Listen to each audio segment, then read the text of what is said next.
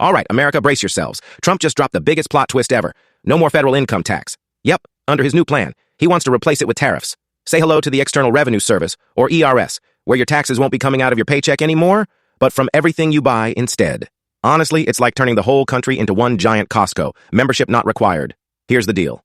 Instead of Uncle Sam dipping into your paycheck every month, the government will collect revenue through tariffs, aka taxes on imported goods. The Trump team says a 10% tariff could rake in up to $400 billion a year, covering a chunk of what income tax brings in, Reuters.com.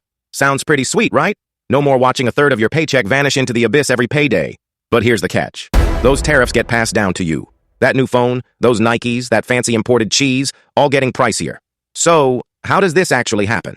Well, first, Trump already pulled the trigger with an executive order to set up ERS.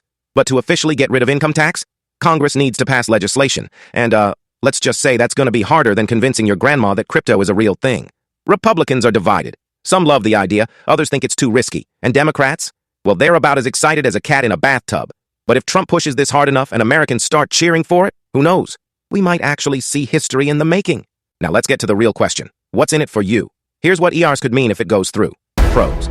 No more income tax deductions from your paycheck. Go ahead, celebrate. More take-home money, better cash flow, encourages more made-in-America products since imports will cost more. Cons. Higher prices on everyday goods, from electronics to clothing. Big corporations could pass costs down to consumers. More pressure on domestic production. Will it keep up? So, yeah, you might keep more of your paycheck. But those trips to Target, about to hit different. But here's the genius behind it. This could actually push companies to bring manufacturing back to the U.S. Think about it. Why buy expensive imports when we can just make it ourselves, right? Trump's betting that America will finally take control of its own production game. That means get ready for Made in America stickers to be the new designer flex.